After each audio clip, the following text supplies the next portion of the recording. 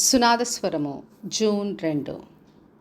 ఈ స్థలమందు చేయబడు ప్రార్థన మీద నా కనుదృష్టి నిలుచును, నా చెవులు దాన్ని ఆలకించును. 2వ దినవృత్తాంతముల గ్రంథము 7వ అధ్యాయము 15వ వచనం. మన దేవుడు మన ప్రార్థన ఆలకించే దేవుడు. అదే ఈ రోజున వాగ్దానం చేస్తున్నాడు.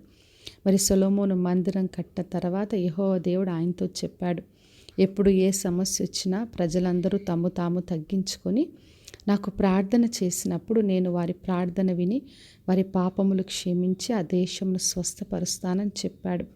ఈ స్థలమందు చేయబడు ప్రార్థన మీద నా కనుదృష్టి ఉంటుంది, నా చెవులు దాన్ని ఆలకించునని ప్రభు వాగ్దానం చేశాడు. మరి దేవుడు ఎప్పుడు కూడా తన ప్రజలు చేసే ప్రార్థన ఆలకిస్తాడు. ఎప్పుడు ఏ సమస్యలో ప్రజలు మొరపెట్టినా దేవుడు క్షమించి మరి ఆ దేశమును ప్రజలను అందరినీ కూడా రక్షించి కాపాడుతాడు. తర్వాత ఆ మందిరం అంతా కూడా కాల్చివేయబడి ప్రజలందరూ కూడా చెదరగొట్టబడ్డారు, చెరలోకి వెళ్ళారు. అయినా కూడా దేవుడు వాళ్ళు చేసిన ప్రార్థన ఆలకించాడు. మరి నెహెమ్యా ప్రార్థించాడు, దేవా మరి ఒక్కసారి జ్ఞాపకం చేసుకోమని దేవుని సన్నిధిలో కన్నీటితో ప్రార్థన చేసినప్పుడు దేవుడు ఆ ప్రార్థన ఆలకించి జవాబిచ్చాడు. ఆయనకు కావలసినవన్నీ సమకూర్చి ఆ మందిరపు పని చేయడానికి కొరకు సహాయం చేశాడు. తర్వాత దానియేలు చెరలో ఉండి ప్రజల కొరకు దేశం కొరకు కన్నీటితో ప్రార్థించినప్పుడు దేవుడు ఆ ప్రార్థన ఆలకించి జవాబిచ్చాడు.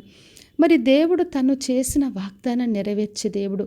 ఎప్పుడెప్పుడు ప్రజలు ప్రార్థిస్తారో వారికి ఆయన జవాబునిచ్చాడు, వారి ప్రార్థన ఆలకించాడు. అందుకే లూకాసు వార్త 18వ అధ్యాయం 1వ వచనంలో యేసుక్రీస్తు చెప్పాడు, విసుకక ప్రార్థన చేయుడి అని. మరి మనం ఎల్లప్పుడూ కూడా నిత్యము దేవునికి ప్రార్థన చేయాలి.